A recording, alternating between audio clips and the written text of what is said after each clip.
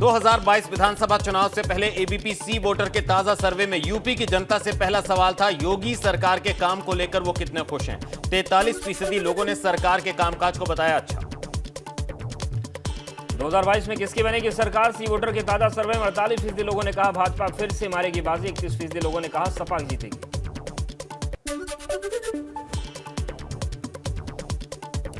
2022 चुनाव में किसे कितने वोट? सी वोटर सर्वे में भाजपा को 42% वोट शेयर का अनुमान, 33% वोट शेयर के साथ दूसरे स्थान पर समाजवादी पार्टी।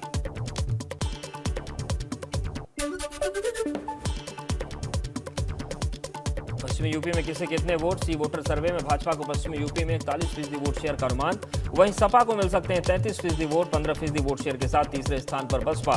कांग्रेस को यहां सिर्फ 7% वोट शेयर का अनुमान। अवध में किसे कितने वोट? सी वोटर सर्वे में भाजपा को अवध में 44% वोट शेयर का अनुमान, वहीं समाजवादी पार्टी को मिल सकते हैं 31% वोट, 9% वोट शेयर के साथ तीसरे स्थान पर रहेगी बसपा।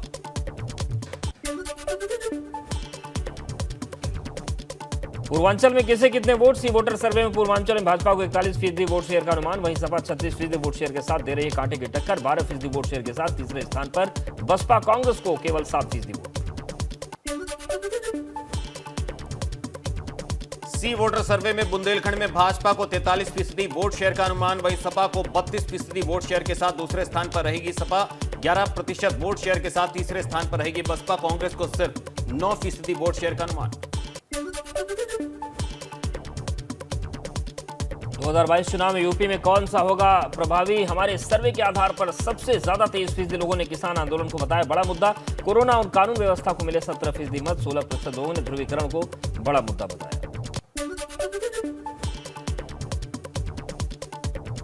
रायबरेली से भाजपा की उम्मीदवार अदिति सिंह ने कांग्रेस को बताया कंफ्यूज पार्टी, कहा कांग्रेस के नेता पैराशूट पॉलिटिक्स करते हैं, जब चुनाव आते हैं तो लोग कुछ दिन के लिए आ जाते हैं। कहा महिलाओं को कांग्रेस दे रही लॉलीपॉप, इस बार रायबरेली में कांग्रेस का खाता नहीं खुलेगा। कैराना समाजवादी पार्टी के प्रत्याशी नाहिद हसन के जेल जाने के बाद उनकी बहन इकरा हसन को पार्टी ने दिया टिकट। इकरा हसन ने कहा भाजपा कैराना को कर रही बदनाम, भाजपा कैराना में डरी हुई है, बोली मेरे भाई पर बेवजह कार्रवाई हुई। बाबू सिंह कुशवाहा की जन अधिकार पार्टी ने एआईएमआईएम के साथ मिलाया हाथ। गठबंधन के ऐलान के बाद बाबू सिंह कुशवाहा ने एबीपी गंगा से खास बातचीत की और साफ तौर पर कहा कि उनका गठबंधन 403 सीटों पर चुनाव लड़ेगा। कहा ये सभी सियासी दल के लोग उनके संपर्क में थे। सहारनपुर के नकुल विधानसभा के सरसावा में प्रबुद्ध समाज के सम्मेलन में भाजपा प्रदेश अध्यक्ष स्वतंत्र देव सिंह ने अखिलेश यादव पर निशाना साधा। कहा अखिलेश कहते हैं कि मैं आ रहा हूं, किस लिए आ रहे हैं? राम मंदिर पर बुलडोजर चलाने या गुंडाराज कायम करने? इटावा सांसद रामशंकर कटेरिया ने कार्यकर्ताओं के साथ भाजपा का किया प्रचार। सपा अध्यक्ष अखिलेश यादव पर बोला हमला। कहा करहल मैनपुरी से चुनाव लड़ने को लेकर अखिलेश की होगी घर वापसी। भाजपा इटावा से चुनाव जीतकर पूर्ण बहुमत से प्रदेश में बनाएगी सरकार। कैबिनेट मंत्री रेखा आर्य के पति गिरधारी लाल की पहली पत्नी ने बेटे रिंकू आर्य के खिलाफ एफआईआर दर्ज। रिंकू आर्य ने प्रतिबंध के बावजूद किया था राजनीतिक कार्यक्रम। भाजपा के कई प्रत्याशी और पूर्व केंद्रीय मंत्री संतोष गंगवार कार्यक्रम में शामिल हुए थे।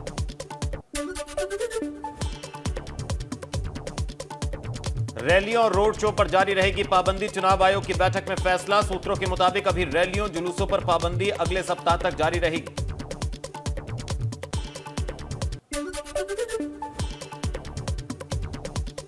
कैराना पहुंचे गृह मंत्री अमित शाह ने किया डोर टू डोर कैंपेन का आगाज। बोले पलायन करने वाले पलायन कर गए। अमित शाह ने कहा 2014 के बाद दोबारा कैराना आया हूं।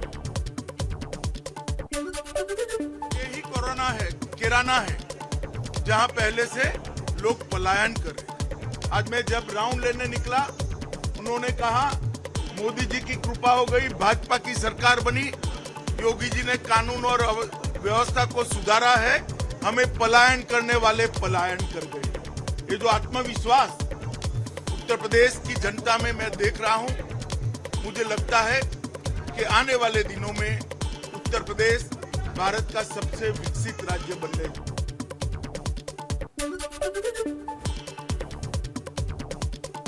कैराना पहुंचे केंद्रीय गृह मंत्री अमित शाह ने डोर टू डोर कैंपेन के दौरान पलायन के बाद वापस लौटे लोगों के घर घर जाकर उनसे मुलाकात की। यूपी में भाजपा की प्रचंड जीत का दावा किया। कहा सीएम योगी ने यूपी में विकास की गति तेज की है। बोले कैराना का माहौल देखकर बड़ी शांति मिलती है। मैं उत्तर प्रदेश की जनता को बताना चाहता हूं कि उत्तर प्रदेश में कानून और व्यवस्था की स्थिति को बरकरार रखना है। उत्तर प्रदेश में तुष्टीकरण को खत्म करना है। उत्तर प्रदेश में एक जाति के लिए काम करने वाली सरकारों की प्रथाओं को खत्म करना है और मोदी जी के नेतृत्व में उत्तर प्रदेश का विकास करना है। तो फिर से एक बार यहाँ योगी आदित्यनाथ के नेतृत्व में भारतीय जनता पार्टी की सरकार प्रचंड बुलंदशहर में सीएम योगी का door to door campaign. CM Yogi ने जनता से किया संवाद। बच्चों को दुलार करते नजर आए सीएम। लोगों से कहा आज प्रदेश में है कानून का राज। वहीं सपा पर हमला बोलते हुए सीएम योगी ने कहा पेशेवर दंगाइयों के नाम समाजवादी पार्टी की सूची में शामिल। कहा सपा की दंगाइयों को टिकट।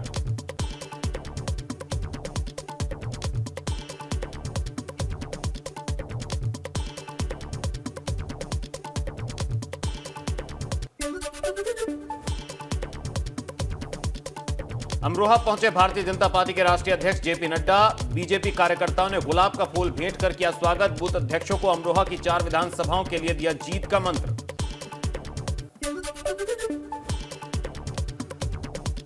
मुरादाबाद की कुंदरकी विधानसभा सीट पर 3 बार सपा विधायक रह चुके हाजी रिजवान ने दिया पार्टी से इस्तीफा। इलाके के कद्दावर नेता सपा प्रत्याशी के विरोध में लड़ेंगे चुनाव।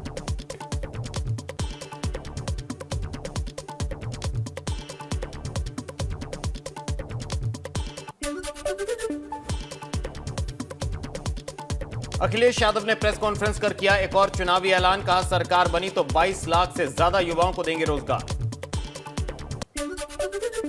22 में जब सरकार बनेगी तो 22 लाख नौजवानों को उससे ज्यादा सीधा रोजगार से जोड़ने का काम और उस तरह के फैसले, उस तरह की पॉलिसी बनाने का काम समाजवादी सरकार। बरेली से कांग्रेस के पूर्व सांसद प्रवीण आर्यन और उनकी पत्नी सुप्रिया आर्यन सपा में शामिल हुए। सपा अध्यक्ष अखिलेश यादव ने ज्वाइन कराई पार्टी।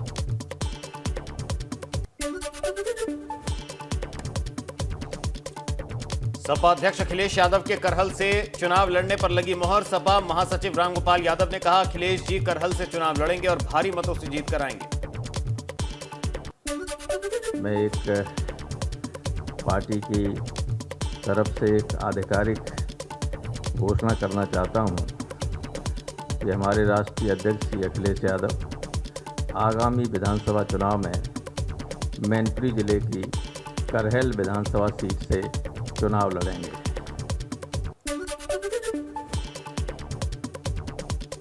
यूपी चुनाव में दूसरे चरण के लिए बसपा प्रत्याशियों की लिस्ट जारी। मायावती ने दूसरे चरण की 55 में से 51 सीटों पर घोषित किए प्रत्याशी। बेहट से रईस मालिक, नुकड़ से साहिल खान, गंगोह से नोमान मसूद को दिया टिकट।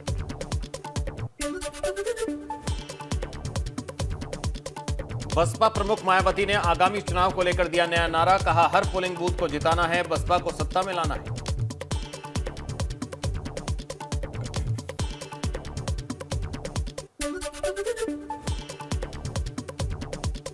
भागीदारी परिवर्तन मोर्चा के बैनर तले असदुद्दीन ओवैसी का बड़ा ऐलान। कहा सरकार बनी तो 5 साल में बनेंगे 2 मुख्यमंत्री, 3 डिप्टी सीएम। दलित, ओबीसी और मुस्लिम समाज का होगा चेहरा। उत्तर प्रदेश की जनता इस अलायंस को, इस मोर्चे को सत्ता देती है तो ये तय हुआ है कि 5 साल के टेन्योर में 2 मुख्यमंत्री होंगे, एक ओबीसी समाज के और एक दलित समाज के, और 3 डिप्टी सीएम होंगे जिसमें मुस्लिम समाज का भी। यूपी चुनाव के लिए भाजपा ने एक और प्रत्याशी किया घोषित। जलेसर से भाजपा ने दान सहाय भारती को बनाया प्रत्याशी।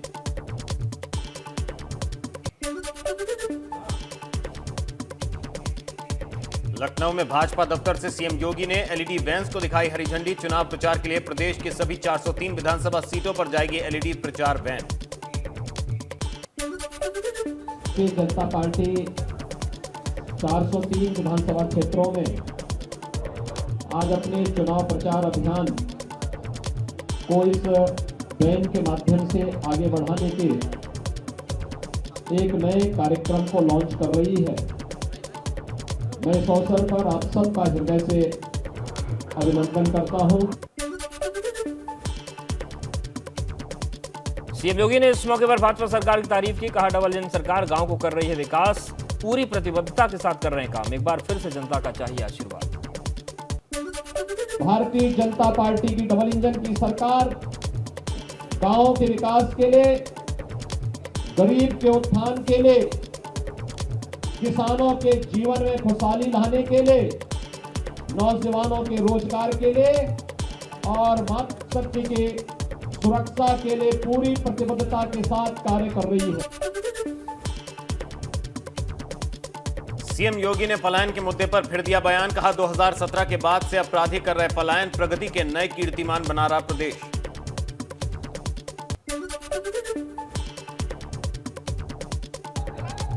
व्यापारी, संभ्रांत नागरिक और सामान्य नागरिक पलायन करते थे, प्रदेश की प्रगति अवरुद्ध हो गई थी।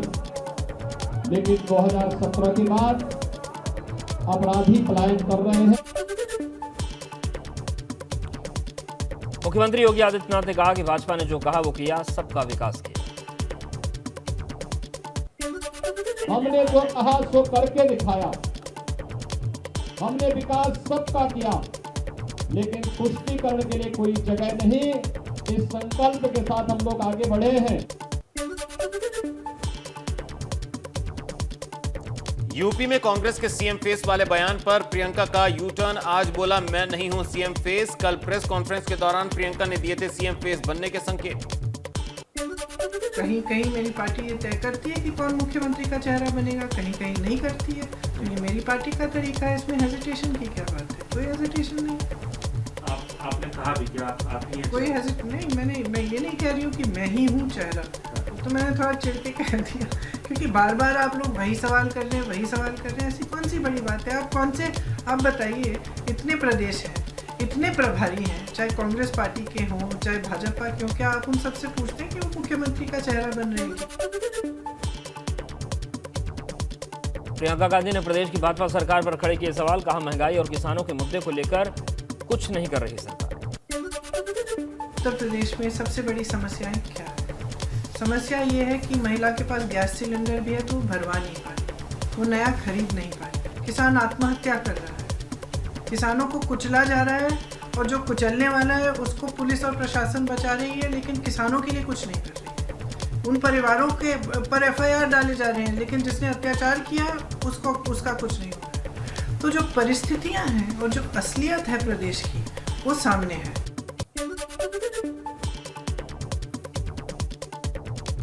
प्रियंका गांधी ने प्रदेश सरकार पर खड़े किए सवाल। महंगाई और किसानों के मुद्दे को लेकर कहा, कुछ नहीं कर रही सरकार।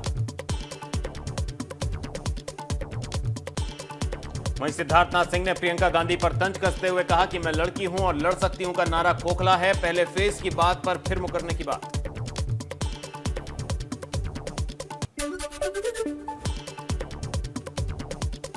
डिप्टी सीएम केशव प्रसाद मौर्य ने अखिलेश पर साधा निशाना। कहा, गठबंधन के प्रत्याशियों की लिस्ट जारी नहीं करना अखिलेश जी की चाल। दंगाइयों, अपराधियों, भ्रष्टाचारियों के नाम है ज्यादा, जिसे जनता से छिपाया जा रहा है।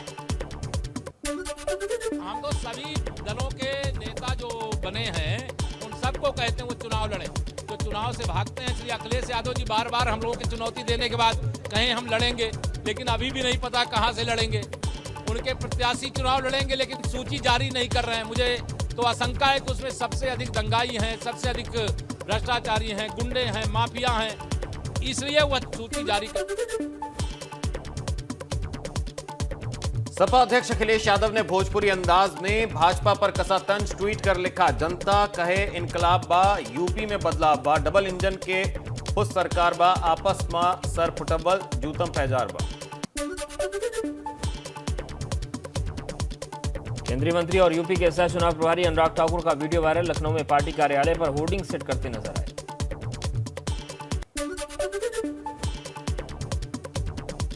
उत्तराखंड भाजपा में टिकट दावेदारों में घमासान। टिकट न मिलने पर सुनाई देने लगे बगावत के सुर। 11 बची सीटों पर भाजपा जल्द करेगी प्रत्याशियों का ऐलान।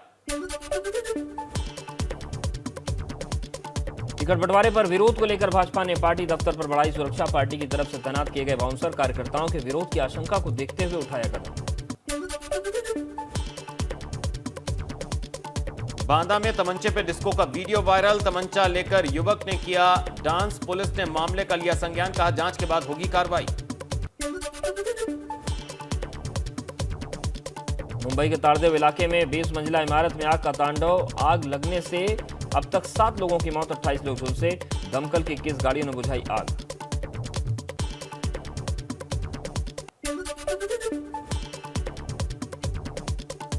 उन्नाव में सड़क हादसे में 2 युवकों की मौत। आगरा एक्सप्रेसवे पर ट्रक ने 2 युवकों को रौंदा। साइकिल से सब्जी बेचने मंडी जा रहे थे दोनों। बांगरमऊ कोतवाली क्षेत्र की घटना।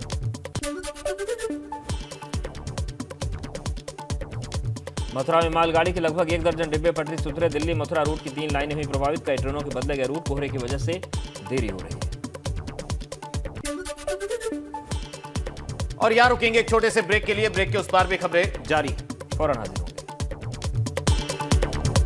पता है, लाइफ की मैच में कंपटीशन नहीं, नैनीताल में कुदरत एक बार फिर से मेहरबान हुई। नैनीताल में हुई सीजन की चौथी बर्फबारी। इस बर्फबारी से पर्यटकों के साथ पर्यटन व्यवसायियों के खिले चेहरे। बर्फबारी के बाद सैलानी बेहद खुश नजर आए। मौसम विभाग का पूर्वानुमान सटीक हुआ साबित। मौसम विज्ञान विभाग के ने 2000 मीटर से ऊंचाई वाले क्षेत्रों में बर्फबारी की जताई थी आशंका। यमुना घाटी के निचले क्षेत्रों में हो रही बारिश। यमुनोत्री धाम के आसपास जमकर हुई बर्फबारी। उत्तरकाशी में शुक्रवार सुबह से हो रही बर्फबारी से गंगोत्री राजमार्ग पूरी तरीके से सफेद चादर से ढका। गंगोत्री धाम, भैरव घाटी, मुगबा, हर्षिल, धराली, बगोड़ी, झाला, सुखी टॉप, दयारा, बुग्याल, बारसूर, चौरंगी खाल में हुई बर्फबारी। जिला निर्वाचन अधिकारी ने कहा तैयारियां हो रही।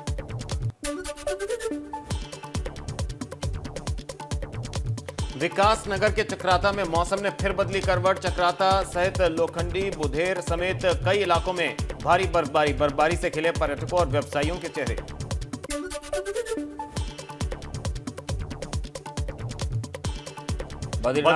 बद्रीनाथ धाम में बर्फ गिरने से बढ़ी ठंड। बर्फबारी की तस्वीरें कैमरे में हुई कैद। चारों तरफ बिछी बर्फ की सफेद चादर।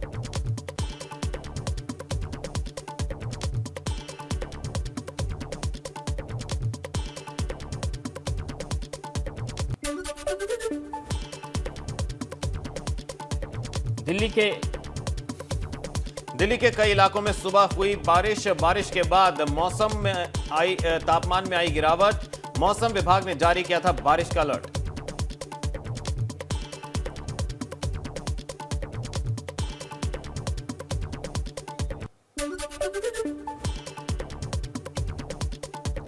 अडानी ग्रुप की सबसे प्रमुख कंपनियों में से एक अडानी वेलमर का आईपीओ 27 जनवरी को खुलने जा रहा है।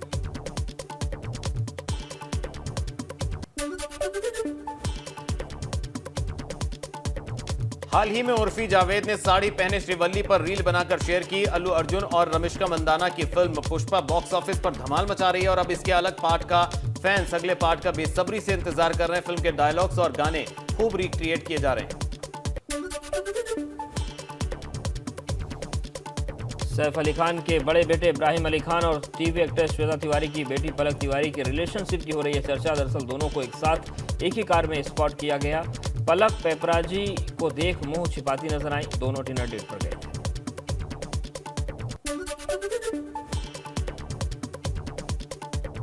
मैंने प्यार किया से सलमान की अपोजिट डेब्यू भाग्यश्री की बेटी अवंतिका दसानी जल्द ही रोहन सिप्पी की अनटाइटल्ड साइकोलॉजिकल थ्रिलर फिल्म से डेब्यू करेंगी। इस फिल्म में हुमा करोशी और परमव्रता चट्टोपाध्याय मुख्य भूमिका में नजर आएंगे।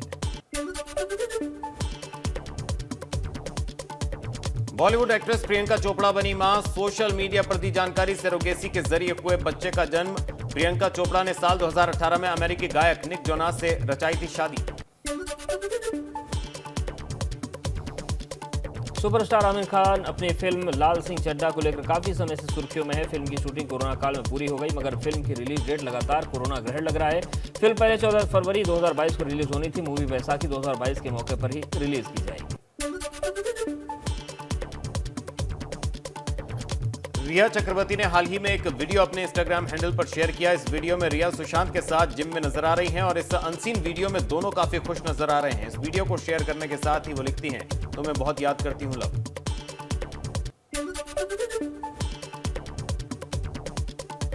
ग्लैमरस लुक से सनसनी मचाने वाली एक्ट्रेस अनन्या पांडे अपने बोल्ड अंदाज के साथ अपनी आने वाली फिल्म गहराइयों को लेकर सुर्खियों में। फिल्म का ट्रेलर लॉन्च हो गया है।